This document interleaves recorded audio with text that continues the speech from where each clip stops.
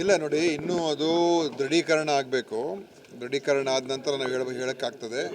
ಯಾಕೆಂದರೆ GBS ಕಾಯಿಲೆ ಅದು ಇದುವರೆಗೂ ನಮ್ಮಲ್ಲಿ ಪತ್ತೆ ಹಚ್ಚಿರುವಂಥದ್ದು ಅದು ನಾನ್ ಫಿಲ್ಮಿನೇಟಿಂಗ್ ಅಂತ ಹೇಳ್ತೀವಿ. ಅಂದರೆ ಅಷ್ಟು ಸೀರಿಯಸ್ ಇಲ್ಲದೆ ಇರುವಂಥ ಮತ್ತು ಸಹಜವಾಗಿ ಎಷ್ಟು ಕೇಸಸ್ಸು ಇಲ್ಲಿ ಪತ್ತೆ ಹಚ್ತಾ ಇದ್ದು ಕರ್ನಾಟಕದಲ್ಲಿ ಕಳೆದ ಈಗ ಒಂದು ವರ್ಷದ ಆ್ಯಾವ್ರೇಜ್ ತೊಗೊಂಡಾಗ ಅಷ್ಟೇ ಈಗಲೂ ಕೂಡ ಬರ್ತಾ ಇರುವಂಥದ್ದು. ಇದ್ರ ಬಗ್ಗೆ ಮಹಾರಾಷ್ಟ್ರದಲ್ಲಿ ಯಾರು ಅಡ್ಮಿಟ್ ಆಗಿ ಅಲ್ಲಿ ಆಗಿದೆ ಅಂತ ಸುದ್ದಿ ಇದೆ. ಅದೇ ಇದು GBS ಇಂದನೇ ಆಗಿದೆಯಾ ಇಲ್ವಾ ಅಂತ ಇನ್ನೂ ತಿಳ್ಕೊಳ್ಬೇಕಾಗ್ತದೆ. ತಿಳ್ಕೊಂಡ ನಂತರ ನಾವು ಮಾತಾಡೋಣ.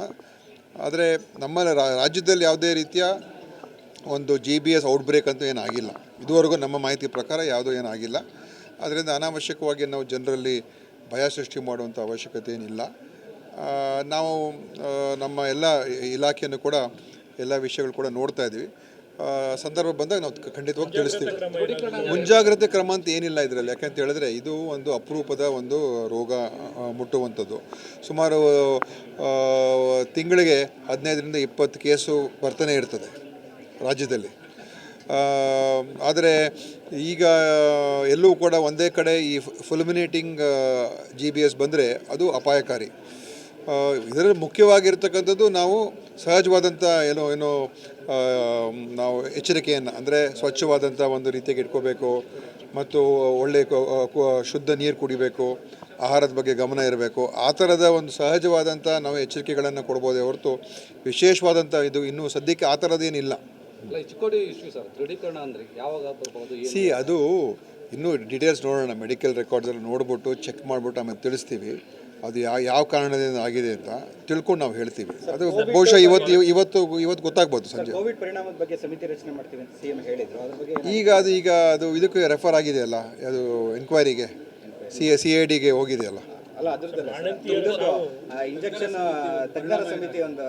ಯಾವುದು ಲಸಿಕೆ ಅದು ನೋಡೋಣ. ನೋಡಿ, ಅದು ಕೆಲವರು ಮುಖ್ಯಮಂತ್ರಿಯವ್ರಿಗೆ ಕೆಲವರು ಹೋಗಿ ಭೇಟಿ ಮಾಡಿ ಹೇಳಿದರು. ಆ ಆಧಾರದ ಮೇಲೆ ಮುಖ್ಯಮಂತ್ರಿಗಳು ಹೇಳಿದ್ದಾರೆ.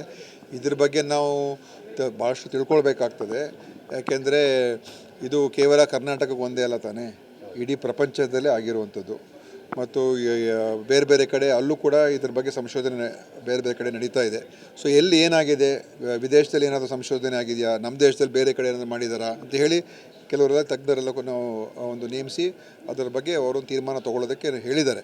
ಅದರಿಂದ ಅದ್ರ ಬಗ್ಗೆ ಒಂದು ರಿಪೋರ್ಟ್ ಬಂದಮೇಲೆ ತಿಳಿಸ್ತೀವಿ. ಇಲ್ಲ, ನೋಡಿ, ಬಾಣಂತಿಯ ಸಾವುಗಳಾಗಿರುವಂಥದ್ದು ಗಂಭೀರವಾದಂಥ ವಿಷಯ. ನಾವು ಅದ ನಂತರ ಹಲವಾರು ಕ್ರಮಗಳನ್ನು ತಗೊಂಡಿದ್ದೇವೆ. ಈಗ ಇನ್ನೂ ಎಲ್ಲೆಲ್ಲಿ ಬಾಣಂತಿ ಸಾವು ಏನೇ ಆದಾಗಲ್ಲ, ಯಾಕಾಯಿತು, ಏನಾಯಿತು, ಅದನ್ನು ಹೇಗೆ ತಡೆಗಟ್ಟಬೋದಾಗಿತ್ತು, ಏನಾದರೂ ಲೋಪದೋಷಗಳಿದೆಯಾ, ಪ್ರತಿಯೊಂದು ನೋಡ್ತಾ ಇದ್ದೀವಿ. ಅದಕ್ಕೋಸ್ಕರ ನಾವೀಗ ಎಲ್ಲ ನಮ್ಮ ಇಡೀ ಇಲಾಖೆಯನ್ನು ಕೂಡ ಎಚ್ಚರಿಕೆ ವಹಿಸಿದ್ದಾರೆ. ಮತ್ತು ಈ ತಾಯಿ ಮಕ್ಕಳ ಒಂದು ಆರೋಗ್ಯದ ವಿಚಾರದಲ್ಲಿ ಮತ್ತು ನಮ್ಮ ಆಸ್ಪತ್ರೆಗಳಲ್ಲೂ ಕೂಡ ಅದನ್ನು ಹೇಗೆ ನಾವು ಇನ್ನೂ ಹೆಚ್ಚು ಅದಕ್ಕೆ ಶಕ್ತಿ ತುಂಬುವಂಥದ್ದಕ್ಕೆ ಏನೇನು ಮಾಡ್ಬೋದು ಅದೆಲ್ಲ ಕೂಡ ಮುಖ್ಯಮಂತ್ರಿ ನಮ್ಗೆ ಹೇಳಿದ್ದಾರೆ. ತಾವು ಅದರ ಬಗ್ಗೆ ಏನು ಒಂದು ಕ್ರಮಗಳು ತೊಗೊಳ್ಬೋದು ಅಂತ. ಅಧಿಕವಾದಂಥ ಒಂದು ಸಿಬ್ಬಂದಿಯನ್ನು ಮತ್ತು ಇನ್ನೂ ಹೆಚ್ಚುವರಿ ನಮ್ಮ ಸ್ತ್ರೀ ರೋಗ ತಜ್ಞರು ಮತ್ತು ನಮ್ಮ ಅನೆಸ್ಥೆಷಿಸ್ಟ್ಗಳು ಅವರು ಹೆಚ್ಚಾಗಿರಬೇಕು. ಇದೆಲ್ಲವನ್ನು ಕೂಡ ನಾವು ಮಾಡ್ತಾಯಿದ್ದೀವಿ. ಅದರಿಂದ ಈಗಾಗಲೇ ನಾವು ನೋಡ್ದಂಗೆ ಡಿಸೆಂಬರ್ ಆದ ನಂತರ ಜನವರಿ ಫೆಬ್ರವರಿಗೆ ಸಾವುಗಳು ಆಗ್ತಾ ಇರುವಂಥದ್ದು ಇಳಿಕೆ ಆಗ್ತಾಯಿದೆ. ಯಾಕಂದರೆ ನಾವು ಹೆಚ್ಚು ಗಮನ ಕೊಡ್ತಾ ಇದ್ದೀವಿ. ಅದರಿಂದ ನಮ್ಮ ವ್ಯವಸ್ಥೆಯನ್ನು ಇನ್ನೂ ಸದೃಢ ಮಾಡ್ತಕ್ಕಂಥ ಪ್ರಯತ್ನ ನಡೀತಾ ಉಂಟು. ತುಮಕೂರಿಗೆ ಬೊಮ್ಮಾಯಿ ಅವ್ರ ಕಾಲದಲ್ಲೇ ಮಂಜೂರಾಗಿದೆ. ಯಾವುದು ಜಯದೇವ ಹೃದ್ರೋಗ ಕೇಂದ್ರ ಉಪಕೇಂದ್ರ ಮಾಡಬೇಕು ಅಂತ ಇದುವರೆಗೂ ಇದಾಗಿಲ್ಲ. ನಾನು ಅದು ನೀವು ಮೆಡಿಕಲ್ ಎಜುಕೇಷನ್ ಡಿಪಾರ್ಟ್ಮೆಂಟ್ ಕೇಳಬೇಕು. ಯಾಕಂದರೆ ಅದು ಅವರ ಇಲಾಖೆಗೆ ಬರ್ತದೆ. ಆದರೆ ಈಗ ಇದ್ರ ಬಗ್ಗೆ ನಾನು ವಿಚಾರಿಸ್ತೀನಿ. ಜಿಲ್ಲಾಸ್ಪತ್ರೆಯಲ್ಲಿ ಅವ್ಯವಸ್ಥೆ ಆಗರವಾಗಿದೆ ಅಂತ ಪ್ರತಿನಿತ್ಯ ಏನು ಸುದ್ದಿ ಮಾಡ್ತಾನೆ ಇದ್ದೀವಿ. ಆದರೂ ಎಲ್ಲ ಒಂದು ಕಡೆ ನಿಮ್ಮ ಗಮನಕ್ಕೆ ಬಂದಿಲ್ವಾ? ಬಾಣಂತಿಯ ಸಾವು ಕೂಡ ಆಯಿತು. ಇಲ್ಲ, ಈಗಾಗಲೇ ಅದ್ರ ಬಗ್ಗೆ ಹೇಳಿದ್ದೀನಿ, ಆಯಿತಾ. ಈಗ ಜಿಲ್ಲಾ ಆಸ್ಪತ್ರೆಗೆ ಈಗ ಅದಕ್ಕೆ ಹೊಸ ರೂಪ ಕೊಡಬೇಕು ಅಂತ ಹೇಳಿ ನಮ್ಮ ಜಿಲ್ಲಾ ಉಸ್ತುವಾರಿ ಸಚಿವರು, ಮಾಜಿ ಉಪಮುಖ್ಯಮಂತ್ರಿಗಳು ಪರಮೇಶ್ವರ್ ಸಾಹೇಬರು ಹೇಳಿದ್ದಾರೆ. ಅದಕ್ಕೊಂದು ಸಮಗ್ರ ಒಂದು ಇದನ್ನು ನಾವು ತಯಾರು ಮಾಡ್ತಾಯಿದ್ದೀವಿ, ಆಯಿತಾ. ಅದನ್ನು ಮಾಡ್ತೀವಿ. ಈಗ ಇರುವಂಥದ್ರಲ್ಲಿ ಯಾರ ಮೇಲೆ ಅಲ್ಲಿ ಜಿಲ್ಲಾಸ್ಪತ್ರೆ ಸಂಬಂಧಪಟ್ಟ ಇಲ್ಲ ಅಧಿಕಾರಿ ಏನಾದರೂ ನಿರ್ದಿಷ್ಟವಾದಂಥ ನಮಗೆ ಆರೋಪಗಳಿದ್ರೆ ಖಂಡಿತ ಅದ್ರ ಬಗ್ಗೆ ನಾವು ನೋಡ್ತೀವಿ. ಇಲ್ಲ ಇವತ್ತಿಲ್ಲ, ನಾನು ಟಿಪ್ಟೂರು ಭೇಟಿ ಕೊಡ್ತಾ ಇದ್ದೀನಿ, ಟಿಪ್ಟೂರಿನ MCH ಆಸ್ಪತ್ರೆಗೆ ಭೇಟಿ ಕೊಡ್ತಾ ಇದ್ದೀನಿ. ಮತ್ತೆ ಸಾಕ್ಬಿಡಿ. ಹೊರಗಡೆ ಔಷಧಿ ಬರ್ಕೊಡ್ಬಾರ್ದು ಅಂತಿದೆ.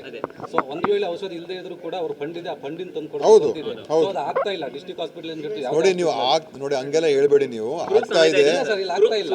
ನೋಡಿ. ಏನಾದ್ರು ನೋಡಿ, ಅವರ ದುಡ್ಡಲ್ಲೂ ಅವ್ರ ಹತ್ರನೂ ಕೂಡ ದುಡ್ಡು ಕೊಟ್ಟಿರ್ತೀವಿ, ಔಷಧಿಗಳು ಖರೀದಿ ಮಾಡಿ ಕೊಡಬೇಕು. ಅಲ್ಲಿ ಕೊಡದೆ ಹೋದರೆ ಅದು ಅಪರಾಧನೇ ಆಯಿತಾ. ಆ ಥರ ಏನಾದರೂ ನಿರ್ದಿಷ್ಟ ನೀವು ಇದರ ಪ್ರಕರಣಗಳು ಹೇಳಿದ್ರೆ ಖಂಡಿತ ನಾನು ಕ್ರಮ ತಗೊಳ್ತೀನಿ. ಅನುಭವ ಬಗ್ಗೆ ನಮಗೆ ಹೇಳಿ, ಯಾರು ಡಾಕ್ಟ್ರು, ಯಾರು ಬರ್ಕೊಟ್ರು, ಯಾರು ಅಂತ ಹೇಳಿ ಅವ್ರನ್ನ ಕ್ರಮ ತಗೊಳ್ತೀವಿ. ಓಕೆ, ನನಗೆ ಹೇಳಿ.